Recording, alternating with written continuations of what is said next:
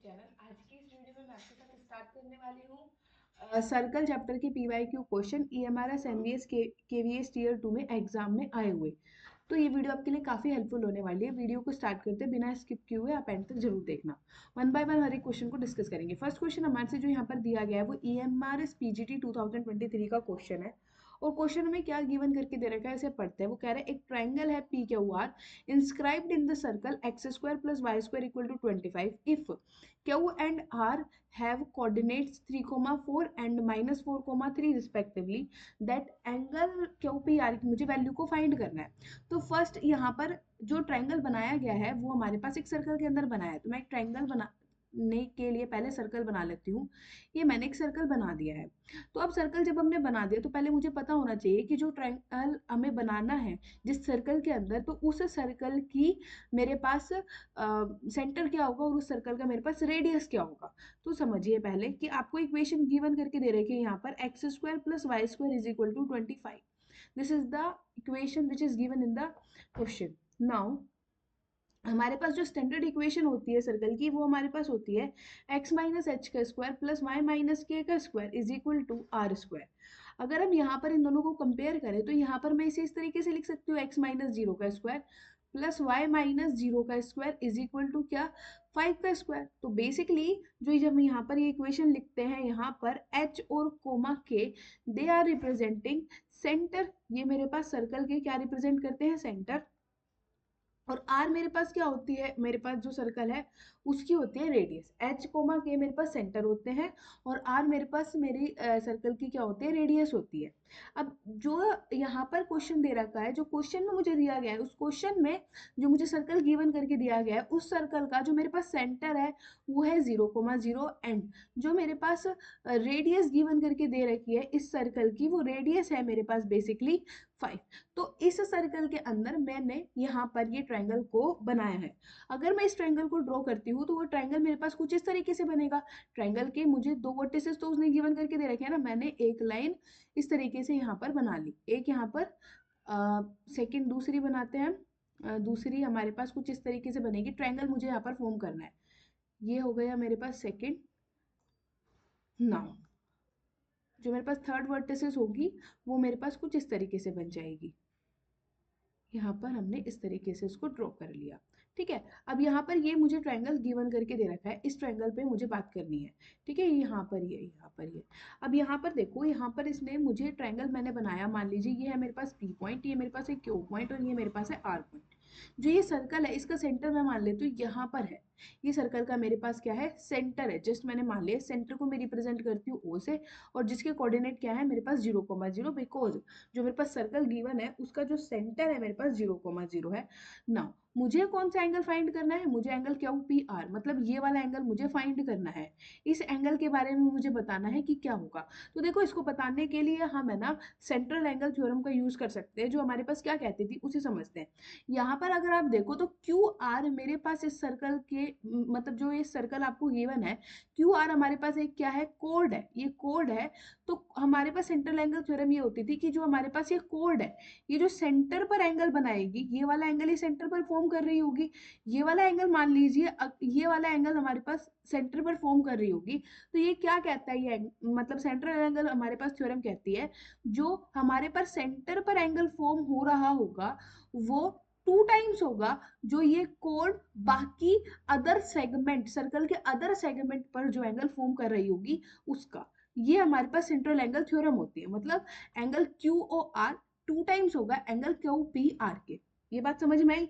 This is the theorem. ये हमारे पास basically result होता है, सेंट्रल एंगल थ्योरम होती है। ये हम पढ़ते हैं 10th की बुक में, आपको ये मिल जाएगी स्टेटमेंट। ठीक है ना। अब मेरे पास टास्क है कि मैं कैसे भी करके ये वाला एंगल फाइंड कर लूँ। मैं अगर ये वाला एंगल फाइंड कर दूंगी, ये वाला एंगल फाइंड होते ही मेरा काम हो जाएगा काफी इजीली।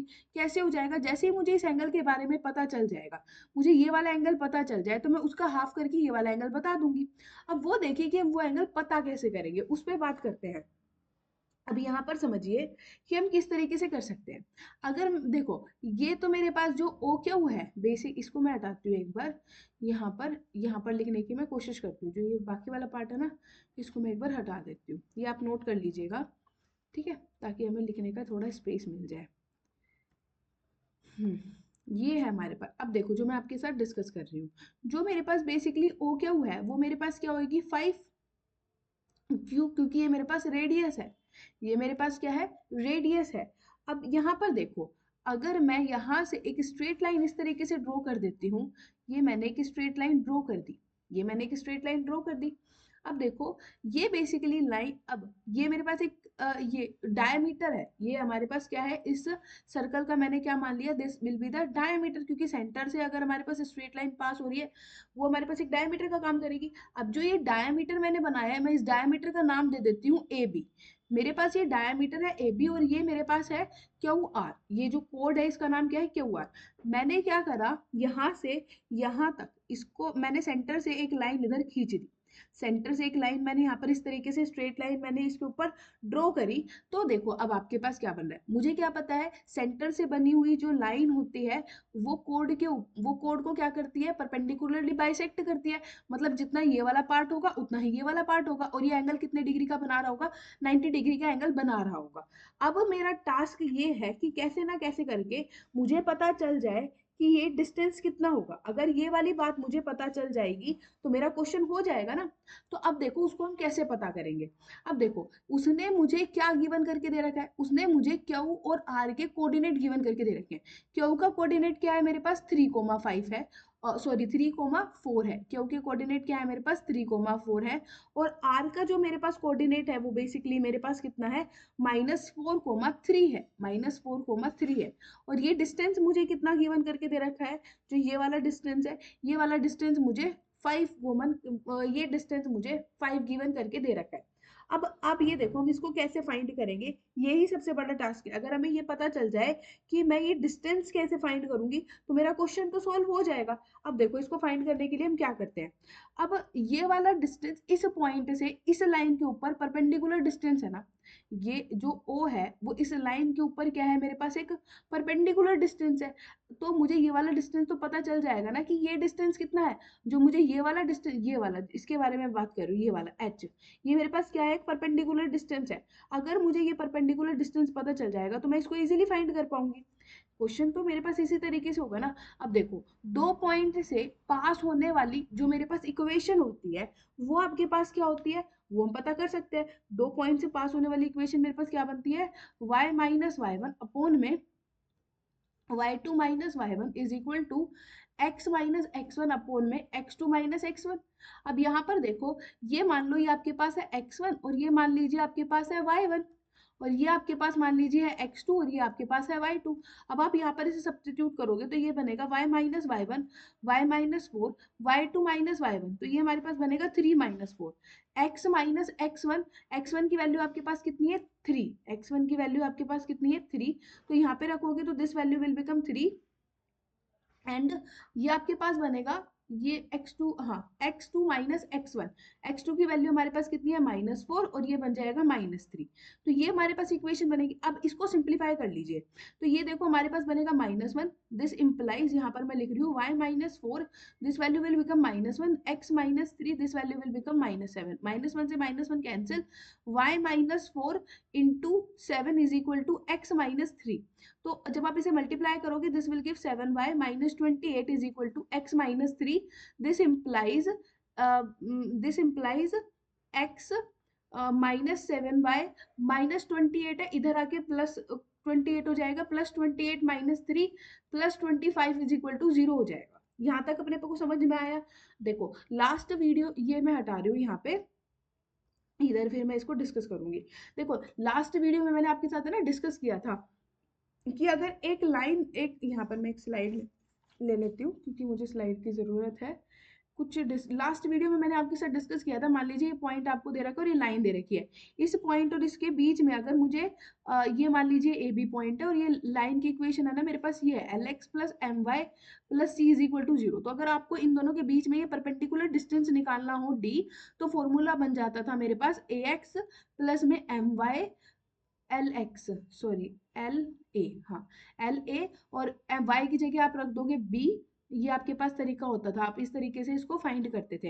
ये मेरे से प्रिंटिंग एरर हो गई यहाँ पर, हाँ ये बन जाएगा हमारे पास एल ए प्लस में एम बी प्लस में सी अपोन में जो भी आपके पास पॉइंट होते थे वहां पे आप पुट करते थे, और ये आपके पास एल जो एक्स का कोफिशिएंट है उसका स्क्वायर, जो वाई का कोफिशिएंट है उसका स्क्वायर का mode. This will represent the perpendicular distance between a point and a line. अब यहाँ पर इस कॉन्सेप्ट को यूज करो। यहाँ पर जो आपको यहाँ पर ये पॉइंट दे रखा है वो है 0, और ये लाइन की जो इक्वेशन आपके पास निकल कर आई है वो निकल कर आई है x माइनस 7y प्लस में 25, ये आपके पास यहाँ पर निकल कर आई है। अब आप क्या करोगे, इन दोनों के बीच में आपको क्या निकालना है, आपको निकालना है परपेंडिकुलर डिस्टेंस निकालना है। अब देखो उसको हम निकालते हैं, वो हमारे पास कितना आएगा, क्योंकि वो हमें पता चल जाएगा तो क्वेश्चन हमारा ऑलमोस्ट हो जाएगा। अब जब आप इसको निकालने जाओगे परपेंडिकुलर डिस्टेंस का, जब आप फॉर्मूला लगाओगे तो मान लेते हो मैं डी से लिख रही हूँ, तो वो जब आप यहाँ पर पुट करोगे तो वो आपके पास क्या बनेगा, 0 0 से इस लाइन के बीच का निकालना है तो 0 प्लस 0 और प्लस में 25 अपॉन में एक्स का स्क्वायर प्लस में 7 7, ये 7 का स्क्वायर कितना हो जाएगा हमारे पास बनेगा 49, तो और इसका भी क्या हो जाएगा मोड हो जाएगा, तो ये बाहर आएगा मेरे पास 25 ये आएगा, और ये बनेगा मेरे पास √50। ये वैल्यू मेरे पास कितनी बनेगी, ये वैल्यू बनेगी मेरे पास √50, और √50 को जब आप लिखोगे तो ये हमारे पास बनेगा 25, और ये हमारे पास बनेगा 5√2। This will be equal to 5√2। आप सिंप्लीफाई कर सकते हो, जिसको मैं लिख सकती हूँ 5 अपॉन में √2। ये आधा क्वेश्चन हुआ कि यहाँ तक हम ऐसे कर सकते हैं। तो बेसिकली मैंने अभी क्या कर लिया है, मैंने इस क्वेश्चन में यहाँ तक की जो ये डिस्टेंस था ये फाइंड कर लिया है 5√2। अब यहाँ पर देखो, ये मेरे पास इसको मान लिए ओ है, और इसको हमने नाम दे रखा है ना, इसको मैं नाम दे देती हूँ टी। कुछ भी नाम दे दो आप अपनी मर्जी से, ध्यान से समझना है, अगर नहीं आया तो आप इसको रिवाइंड करके जरूर देख लेना। ये डिस्टेंस मैंने निकाल दिया। अब यहाँ पर क्वेश्चन की तरफ बढ़ो कि ये मेरे पास एक राइट एंगल ट्रायंगल बन रहा है ना, तो मैं इधर लिख रही हूँ इन ट्रायंगल, कौन से वाले ट्रायंगल में मैं आपके साथ बात कर रही हूँ, किसी में भी बात कर लो, ये वाले ट्रायंगल में आपके साथ मैं बात कर रही हूँ। This is O T Q में, ओ टी क्यू में, यहाँ पर in triangle O T Q में ये वाला जो मेरे पास ट्रायंगल बन रहा है, ये मेरे पास कैसा ट्रायंगल है, this is a right angle triangle. ये मेरे पास कैसा ट्रायंगल है, राइट एंगल ट्रायंगल है। और जो राइट एंगल ट्रायंगल है तो मैं पाइथागोरस थ्योरम अप्लाई कर दूंगी, और पाइथागोरस थ्योरम जब आप अप्लाई करोगे तो आपको किसकी वैल्यू मिल जाएगी, आपको चाहिए इस वाले की वैल्यू, आपको इसकी वैल्यू चाहिए ना, आपको पता चल जाए कितनी आएगी वैल्यू, तो ये वैल्यू भी हमारे पास कितनी बनेगी 5/√2 बनेगी। ये वाली बात क्लियर हो गई। अब देखो ये वाला एंगल आप यहाँ पे अप्लाई करके देख सकते हो, ये वाला एंगल मान लीजिए आपके पास थीटा है, मैं इसको व्हाइट कलर से बता रही हूँ, ये वाला मान लीजिए एंगल थीटा है, ये एंगल थीटा है। इस एंगल थीटा को निकालने के लिए हम ट्रिग्नोमेट्रिक रेशियो का यूज कर सकते हैं, वो हमारे पास क्या बनेगा साइन थीटा ही मान लीजिए, मैंने साइन थीटा लगा दिया, तो साइन थीटा हमारे पास क्या बनेगा, हमारे पास रूल क्या कहता है, जो हमारे पास होता है उसको यूज कीजिए, ये P/B/P H/H/B, तो परपेंडिकुलर अपॉन हाइपोटेन्यूज हो जाएगा। परपेंडिकुलर की वैल्यू कितनी है आपके पास 5/√2, और हाइपोटेन्यूज की वैल्यू कितनी है 5, तो 1/√2। साइन थीटा 1/√2 कितने पे होता है, थीटा की वैल्यू 45 डिग्री हो गई। तो मतलब आपके पास क्या निकल कर आया कि ये वाला डिग्री कितना है 45, ये 90, तो इसको भी कितना होना पड़ेगा बेसिकली 45, ये वाला भी कितना हो जाएगा सिमिलरली 45।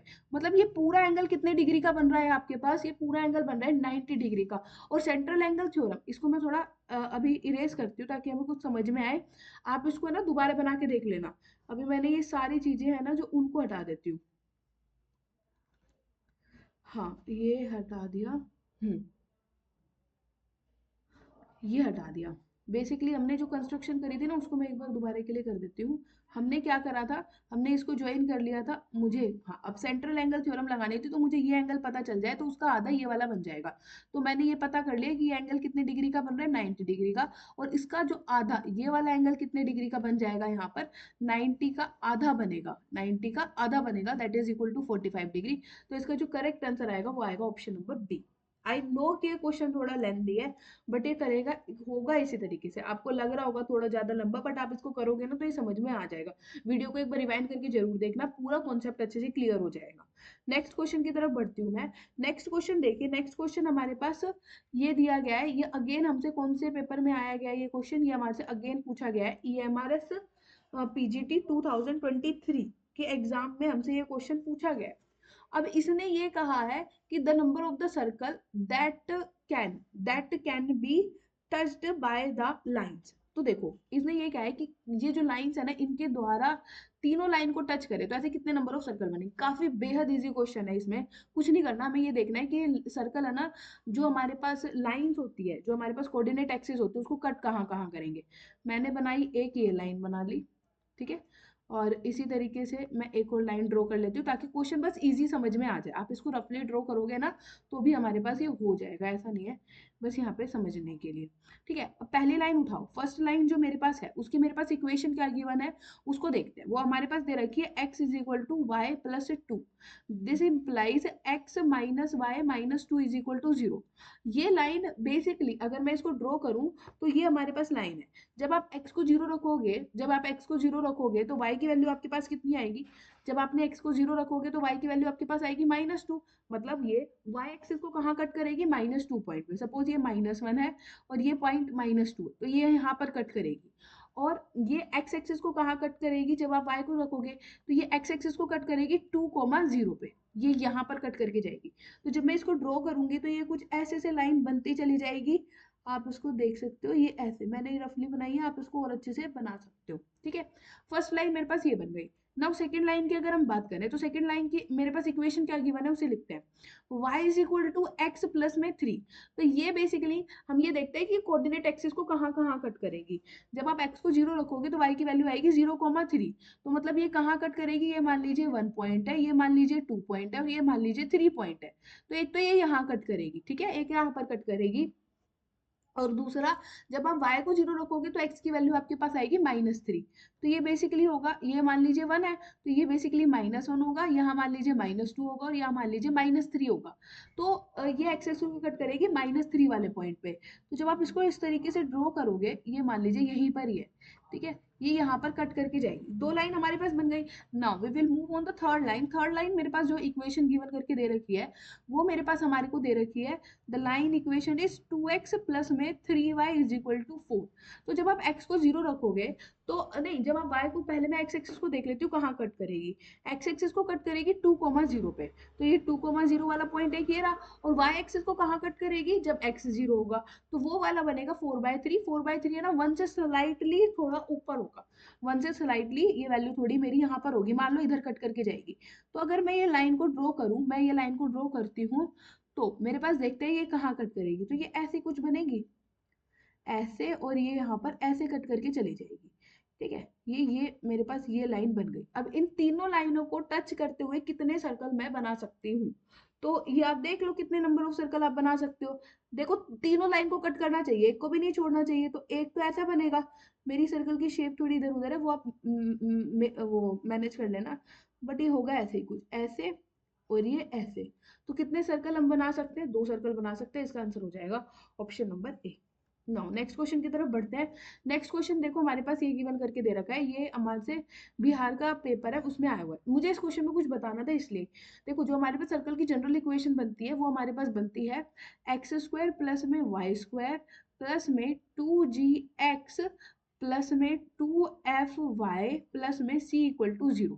ये मेरे पास सर्कल की जो जनरल इक्वेशन बनती है वहां से ही रिजल्ट आता है। यहाँ क्योंकि इस फॉर्म पे क्वेश्चन दे रखा है, इस फॉर्म पे हमसे भी पूछा जा सकता है, अगर इजी क्वेश्चन आ जाए तो हम गलत ना करके आए इसलिए।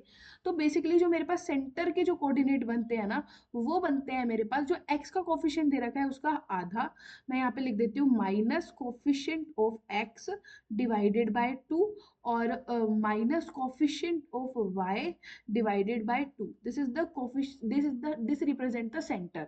और जो मेरे पास आर बनता है वो बनता है बेसिकली, जो भी आपके पास ये मैं यहाँ पे लिख देती हूँ जी का स्क्वायर प्लस में एफ का square minus C, this represent the R. अब यहाँ पर है ना, एक बात हमें जो यहाँ पर ध्यान रखनी चाहिए वो याद रखनी चाहिए, जब भी आप सर्कल की इक्वेशन बनाओगे तो जो एक्स स्क्वायर और वाई स्क्वायर है इसके कोफिशिएंट हमेशा 1 होने चाहिए। अगर 1 नहीं है तो पहले आप उस पूरी इक्वेशन से होल इक्वेशन को डिवाइड करोगे जिससे वो 1 बन जाए, क्योंकि 1 बनेगा तभी आपके पास ये सब कुछ वर्क करेगा। क्योंकि यहाँ पर भी जो एक्स स्क्वायर का कोफिशिएंट है वो 1 है, यहाँ पर जो वाई स्क्वायर का कोफिशिएंट है वो भी 1 है। तो we have to keep in mind कि जो कोफिशिएंट है वो 1 होना चाहिए। अगर 1 नहीं है है तो हमें उसे 1 बनाना पड़ेगा किसी ना किसी तरीके से। अब इक्वेशन की तरफ चलते हैं, क्योंकि यहाँ पर हमें ये क्वेश्चन सॉल्व करना है और समझना भी है। तो देखो एक्स स्क्वायर प्लस में y square plus, sorry plus नहीं है ये यहाँ पर, तो ये मेरे पास है -4x -10y प्लस में 4 इक्वल टू 0। अगर मैं इसके साथ कंपेयर करूँ तो यहाँ दिख रहा है, हाँ एक्स स्क्वायर का कोफिशिएंट 1 है, वाई स्क्वायर का कोफिशिएंट 1 है। सपोज ऐसा नहीं होता तो हम डिवाइड करते हैं। और ये ध्यान रखना है कि एक्स स्क्वायर और वाई स्क्वायर का जो कोफिशिएंट होता है ना वो सेम ही वैल्यू होती है, अलग अलग नहीं होती है। और इसमें एक्स वाई जैसे कोई कंपोनेंट नहीं होता, एक्स स्क्वायर का वाई स्क्वायर का और एक्स और वाई सिंगल सिंगल रिप्रेजेंट होते हैं। Now first task we have to, इस क्वेश्चन में हमसे सेंटर के बारे में पूछा गया है। तो सेंटर निकालने का क्या तरीका बताया मैंने अभी आपको, जो भी एक्स का कोफिशिएंट दे रखा है उसका आपको नेगेटिव लेना है ना, हाफ कर देना। नेगेटिव एक ऑलरेडी यहाँ पर नेगेटिव हमारे फॉर्मूले में ही है, तो यहाँ पर नेगेटिव है तो वो नेगेटिव यहाँ पे लिखोगे, उसका आधा कर दोगे। और यहाँ पर नेगेटिव लोगे, -10 लोगे और उसका आधा कर दोगे। ठीक है, तो ये हमारे पास क्या बनेगा, negative negative will be positive, 4 को 2 से डिवाइड करोगे तो value will become 2, negative negative will be positive, 10 को 2 से डिवाइड करोगे तो वैल्यू विल बी 5। तो बेसिकली हमारे पास जो सेंटर बनेगा इस क्वेश्चन में जो होगा वो बनेगा मेरे पास 2,5। इस क्वेश्चन में वो मुझसे रेडियस निकालने के लिए भी बात कर सकता था कि what will be the radius. तो रेडियस का हमारे पास क्या फॉर्मूला बनता, मैंने भी आपके साथ डिस्कस किया, this will act as a g and this will act as a f. इसको आप यहाँ पर ये भी लिख सकते हो, यहाँ पर मैं लिखना चाहती तो मैं यहाँ पर ये भी लिख देती -g -f, तो आप वो भी लिख सकते थे। तो आपके पास -g -f, तो उसका जब आप स्क्वायर करोगे 2 का स्क्वायर विल बी 4, 5 का स्क्वायर विल बी 25, माइनस करते हैं आप c की वैल्यू यहाँ पर कितनी दे रखी है 4, स्टैंडर्ड इक्वेशन के साथ कंपेयर करना है हमेशा। तो ये 4 आप माइनस कर दोगे, हाँ तो 4 4 cancel, the radius will be 5। तो जो आपके पास यहाँ पर सर्कल दिया गया है उसका जो सेंटर है वो 2,5 है और जो उसकी रेडियस है बेसिकली वो मेरे पास 5 बन जाती। नेक्स्ट क्वेश्चन की तरफ बढ़ते हैं। नेक्स्ट क्वेश्चन अगेन हमसे पूछा गया है, केवीएस पीजीटी 2023 के एग्जाम में पूछा गया है। और यहाँ पर देखो, यहाँ पर जो जनरल इक्वेशन दे रखी, जनरल इक्वेशन की हेल्प से ही हम सारी बातें करेंगे। तो अब है ना, यहाँ पर मैं आपके साथ कुछ चीजों के बारे में डिस्कस कर लेती हूँ। ये क्वेश्चन जिसके ऊपर बेस्ड है, यहाँ पर मुझे एक सर्कल की इक्वेशन यहाँ पर गिवन करके दे रखी है, 2 इक्वेशन गिवन करके दे रखी है। उसने मुझे पूछा है कि मेरे पास जो ये सर्कल है वो टच करेंगे, इंटरनली टच करेंगे, एक्सटर्नली टच करेंगे या फिर कैसे टच करेंगे। तो देखो, पहले तो मेरे पास काम बनता है कि जो मेरे पास इक्वेशन गिवन करके दे रखी है सर्कल की, मैं उन सर्कल, इन दोनों सर्कल का जो सेंटर है और जो रेडियस है पहले मैं उसके बारे में पता करूं। तो देखिए, फर्स्ट जो मेरे पास इक्वेशन दे रखी है पहले मैं उसे लिख लेती हूँ। फर्स्ट इक्वेशन है मेरे पास एक्स स्क्वायर प्लस में वाई स्क्वायर प्लस में 6x प्लस में 2y और प्लस में 8 इक्वल टू 0। ये हमारे पास इक्वेशन गिवन करके दे रखी है। और अभी मैंने अभी आपके साथ डिस्कस किया जस्ट अभी लास्ट क्वेश्चन में कि अगर मुझे जनरल इक्वेशन दे रखी हो तो मेरे पास जो सेंटर बनेगा, जो मेरे पास सेंटर बनेगा सर्कल का, वो हम क्या बनाएंगे, जो एक्स का कोफिशिएंट दे रखा है उसका हम क्या कर देंगे, हाफ कर देंगे। एक्स का कोफिशिएंट जो आपके पास दे रखा है नेगेटिव में लेकर उसका हाफ करोगे। तो यहाँ पर जो आपके पास इक्वेशन गिवन करके दे रखी है, यहाँ पर जो एक्स का कोफिशिएंट है वो बेसिकली आपको क्या दिखाई दे रहा है 6, इसका हाफ करोगे वो आएगा 3, तो -3। और y का कोफिशिएंट कितना दे रखा है 2, इसका जब आप हाफ करोगे तो वो बनेगा बेसिकली 1 और नेगेटिव -1 बन जाएगा। What will be the radius of this circle, हमारे रेडियस के बारे में पता करना है। रेडियस मेरे पास देखो क्या बनेगी, रेडियस का फॉर्मूला क्या है, ये मेरे पास काम करेगा g का, ये मेरे पास काम करेगा f का। तो g का स्क्वायर -3 का स्क्वायर विल बी 9, f का स्क्वायर विल बी अगेन जब आप करोगे this will be equal to 1 और 1 और -c करोगे तो -8 हो जाएगा। ठीक है, तो रेडियस जो मेरे पास यहाँ पर बनेगी फर्स्ट सर्कल की वो मेरे पास बनेगी √2। फर्स्ट सर्कल की मेरे पास ये बनेगी। ठीक है, इसे मान लीजिए C1 और इसे मान लीजिए R1 ताकि हमें कंफ्यूजन ना हो, सिंपल सी बात है। नाउ सेकंड इक्वेशन की तरफ चलते हैं। सेकंड इक्वेशन ये मेरे पास था C1 के बारे में। सेकंड इक्वेशन जो आपको गिवन करके दे रखी है वो आपको दे रखी है x square plus y square -8x -4y plus में 4 equal to 0। In the same manner जैसे भी हमने यहाँ पर डिस्कस किया, इसी तरीके से आप इस सर्कल में क्या करोगे, सेंटर फाइंड करोगे। सेंटर फाइंड करने के लिए मैंने अभी आपके साथ क्या बताया, जो x का कोफिशिएंट दे रखा है यहाँ पर -8, माइनस लगाओगे और -8 का आधा करोगे, दैट विल बी -4। फिर नेगेटिव लगाओगे, जो y का कोफिशिएंट दे रखा है -4, उसका आधा करोगे, दैट विल बी -2, जिसको मैं कंबाइन नहीं लिख सकती हूँ, C2 से रिप्रेजेंट कर रही हूँ, और ये 4 हो जाएगा एंड दिस विल बी 2। ये मेरे पास कितना हो जाएगा हो जाएगा। नाउ अगेन मेरे पास अगला स्टेप होगा कि मैं R2 फाइंड करूं। R2 फाइंड करने के लिए कि ये g का स्क्वायर प्लस f का square, this will be the g, this will be the f। तो g का स्क्वायर विल बी 16 और 2 का square will B 4 and minus कर दूंगी c को, तो -4 कर दूंगी तो रेडियस मेरे पास कितनी आएगी 4। तो मेरे पास ये आ गया। नाउ अब मैं क्या करूंगी, मुझे ये चेक करना है कि ये दोनों सर्कल मेरे पास कट कहाँ करेंगे। क्या ये दोनों सर्कल मेरे पास इंटरनली कट करेंगे, क्या ये दोनों सर्कल मेरे पास एक्सटर्नली कट करेंगे। उन दोनों को देखो, उस ये तरीका मतलब इन दोनों का ये इंटरनली कट कर रहे हैं या एक्सटर्नली कट कर रहे हैं या कहाँ पर इंटरसेक्ट कर रहे हैं ईच अदर, वो फाइंड करने के लिए मेरे पास पहला रूल होगा कि मैं उन दोनों सेंटर के बीच का दूरी निकाल पाऊँ। उन दोनों के बीच की दूरी निकालने के लिए अगर मेरे पास फर्स्ट सेंटर क्या गिवन है -3 -1, और मेरे पास दूसरा सेंटर जो गिवन है सर्कल का वो दे रखा है 4,2। तो फर्स्ट स्टेप बनेगा कि मैं इन दोनों के बीच में जो डिस्टेंस है ना उसको फाइंड कर पाऊँ। इन दोनों के बीच के डिस्टेंस को फाइंड करने के लिए जो हमारे पास फॉर्मूला होता था डिस्टेंस फॉर्मूला, मैं वो अप्लाई करूंगी। x2 minus x1 square plus में y2 माइनस y1 का स्क्वायर। यहाँ पर आप इसको मान लीजिए कि आपके पास जो ये है ये काम करेगा x1 और ये काम करेगा y1 का, और ये आपके पास काम करेगा x2 और ये आपके पास काम करेगा y2 का। जब आप इन दोनों को माइनस करोगे तो what will you get, 4 minus minus will be positive, तो ये बन जाएगा 7 स्क्वायर प्लस में 2 minus minus will be positive 3 square. तो 7 square will be equal 49 and 3 square will be become 9। तो 9 9 जा 18, वो 9 9 18 और ये हमारे पास बनेगा square root 58, this will represent the 58। अब देखो जो हमारे पास डिस्टेंस निकल कर आया ना वो स्क्वायर रूट 58 निकल कर आया है, और हम देख के तो ये स्क्वायर रूट की वैल्यू कितनी होगी, ये स्क्वायर रूट की वैल्यू हमारे पास कितनी होती है 7 और 8 के बीच में लाई करेगी, क्योंकि 8 होता है 8 का स्क्वायर होता है 64 और 7 का स्क्वायर होता है 49।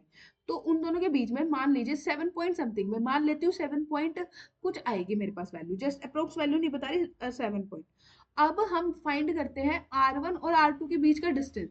दोनों देखो, ये हमारे पास पहला सर्कल था उसके बीच ये हमारे पास रेडियस थी, और ये हमारे पास कितनी होती है वैल्यू 1.414 होती है अप टू 3 डेसिमल स्पेस में, 1.414 हो गई। और दूसरा जो सर्कल है उसका डिस्टेंस कितना दे, दूसरे जो रेडियस है वो दे रखी है 2, this will be equal to 1.414।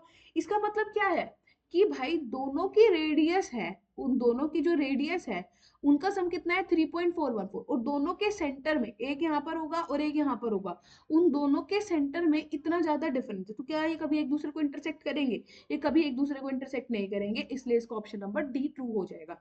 I think आपको ये क्वेश्चन सभी को समझ में आया होगा। आज की इस वीडियो में मैं 5 क्वेश्चन नहीं डिस्कस कर रही हूँ क्योंकि काफी बड़ी वीडियो हो जाएगी। नेक्स्ट आज ही थोड़े समय बाद आपको दूसरी वीडियो मिल जाएगी जिसमें बाकी के क्वेश्चन मैं डिस्कस करूंगी। Thank you.